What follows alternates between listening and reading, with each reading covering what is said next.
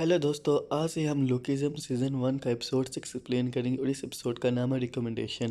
तो चलो शुरू करते हैं। तो एपिसोड की स्टार्ट में हम देखते हैं कि जिन हो बहुत अच्छा रैप कर रहा होता है और उधर जितने भी लोग होते हैं उन सबको ये रैप बहुत पसंद आ रहा होता है। और प्रोड्यूसर कहता है कि ये आखिरी बंदा है। तो उसका असिस्टेंट डायरेक्टर कहता है नहीं, अभी एक और है। और जब वो डक हवा को देखता है तो वो उससे मना कर देता है। फिर असिस्टेंट डायरेक्टर डक हवा के पास आता है और कहता है हमें जो चाहिए था हमें वो मिल गया। ये सुनकर डक हवा बहुत ज़्यादा दुखी होता है, कहता है मुझे बस एक चांस दो। और पीछे से प्रोड्यूसर आ जाता है और वो कहता है अगली बार आना बच्चे। और जाने से पहले अपने असिस्टेंट को कहता है कि इन फालतू बच्चों का एप्लीकेशन मत लिया करो तुम। और वो कहता है मैं ध्यान रखूँगा। और फिर हम अगले सीन में देखते हैं कि टक हवा बस में बैठा हुआ होता है और वो बहुत ज़्यादा परेशान होता है और वो ये कहता है कि कोई भी मेरी आवाज़ सुनना नहीं चाहता। मैं जितने मर्जी ड्रीम देख लूँ, किस्मत मुझे मेरी औकात दिखाई देती है।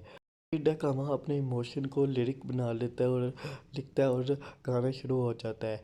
और फिर बस के सामने एक बिल्ली आ जाती है जिसकी वजह से बस ड्राइवर को एकदम से ब्रेक मारनी पड़ जाती है।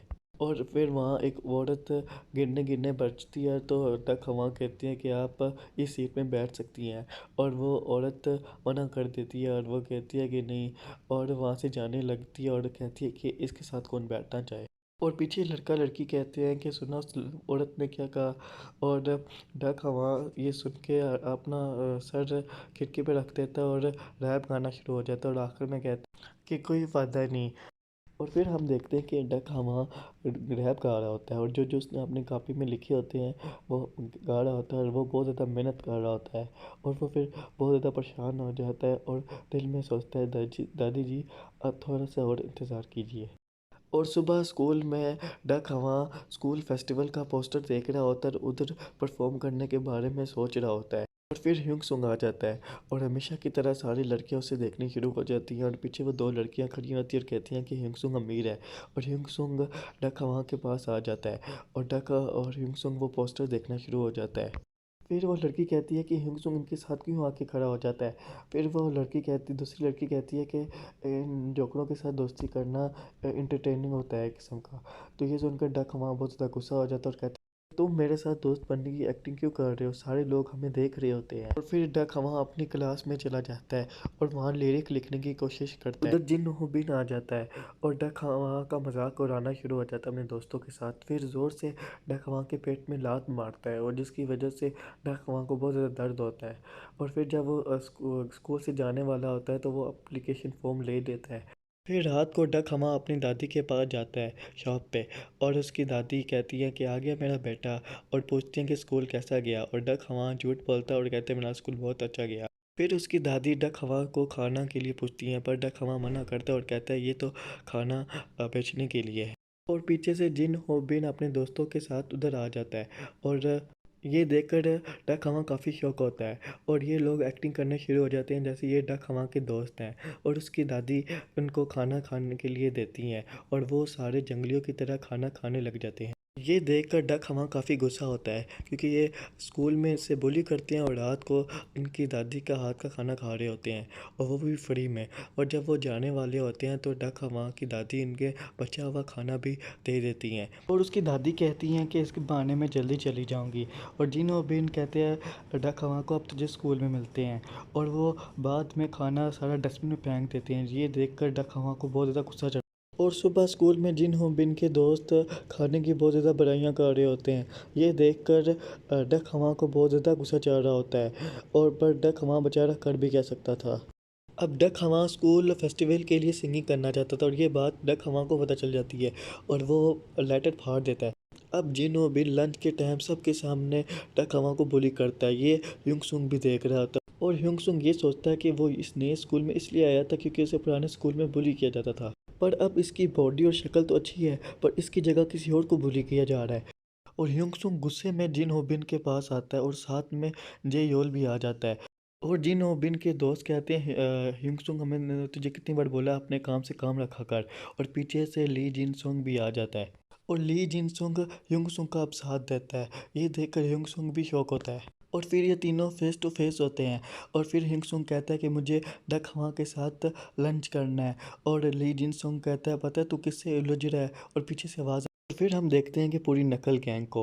और जिन बिन बास्को से पूछता है सुना था कि तूने पूरी गैंग से अकेले लड़ पड़ा है। इन सबको नहीं पता होता कि हिंग सुंग और बासु की फाइट हुई होती है और बास्को भी हिंग सुंग का साथ देता है और बास्को कहता है अब अपनी सन ग्लासेस उतार, मैं तुम्हारी सन ग्लासेस नहीं तोड़ना चाहता।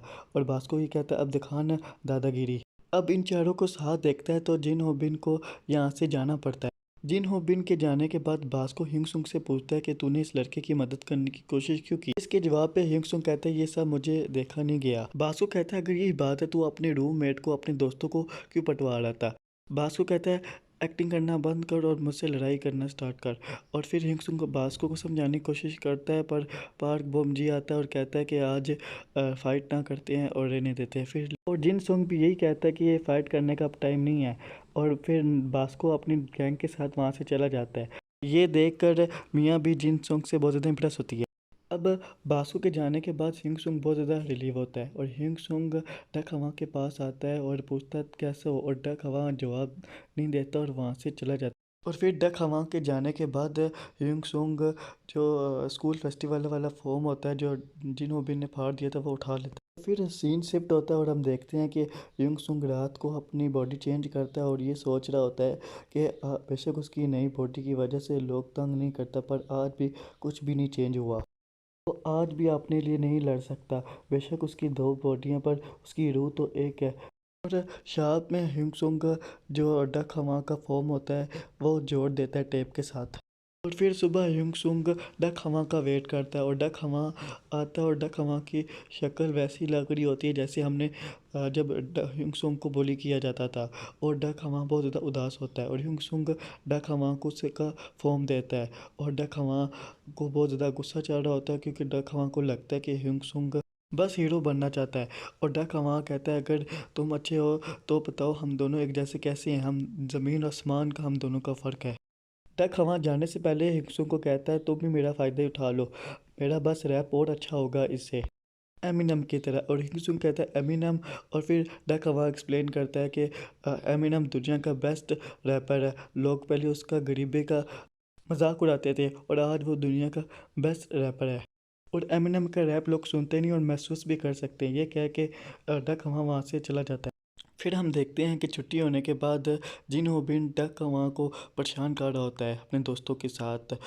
और जहाँ डक हवा अपना रैप लिखता था वो जिन हो बिन कापी फाड़ देता है और फिर वो वहाँ से चले जाते हैं और वो सूर भी डक हवा को बोलते हैं। ये देखकर डक हवा बहुत ज़्यादा दुखी होता है और रोना शुरू हो जाता है और वो अपनी उम्मीद भी छोड़ देता है और वो कहता है मैं एमिनम नहीं हूँ। और फिर हम सीन शिफ्ट होता है और देखते हैं कि अर्नल हिंगसुंग से पूछती है कि आज तुम शाम को क्या करोगे। हिंगसुंग कहता है कि आज मेरी ड्यूटी है। और फिर हिंगसुंग कहती है ये पीछे क्या है।